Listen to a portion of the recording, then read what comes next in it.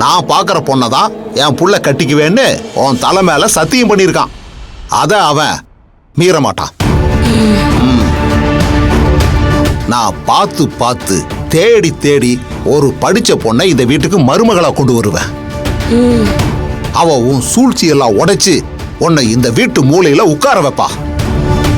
ஐயோ, ஏன் எனக்கு இப்படி ஒரு நிலைமை வந்துச்சுன்னு கதறிக்கிட்டு இங்கேயும் அங்கேயும் ஓடுவேன். உன்னை நான் ஓட வைப்பேன். நீ பைத்தியக்காரன்னு பட்டம் கட்டின இந்த சதாசிவம் உன்னை பைத்தியம் பிடிச்சு ஓட வைப்பான். மகேஷ், உங்க அக்காவை கூட்டிட்டு சீக்கிரம் கிளம்புமா, ஜோசியரை பார்க்க போலாம். போ.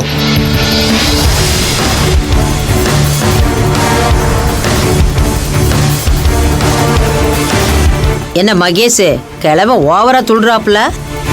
எனக்கு வர கோவத்துக்கு அந்த ஆளு கழுத்தை பிடிச்சி திருக்கி கொன்னு போட்டுடலாம் போல இருக்கு.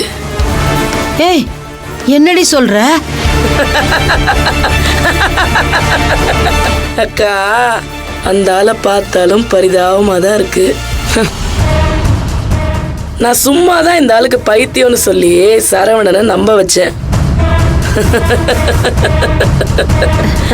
இப்ப பார்த்தா இந்த ஆளு நிஜமாவே பைத்தியம்.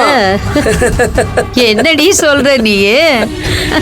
பின்ன என்னக்கா, ஜோசியக்காரனை போய் பார்த்து அவன் சொல்ற மாதிரியே பொண்ணு பார்க்க போறாராம். என்னக்கா, ஜோசியக்காரன் நான் சொல்றதானே சொல்லுவான். ஆமால, அந்த ஜோசியக்காரன் சொல்ற மாதிரியே என் புருஷன் கேட்க போறான். அதுபடி பொண்ணையும் இந்த ஆளே பார்க்கட்டும். கல்யாணத்துக்கு அப்புறம் அந்த பொண்ணு சொல்லாம கொல்லாம ஓடி போயிருவா. அப்போ பழி இந்த ஆள் தானே தலைமையில தூக்கி வச்சு சுமக்கணும்.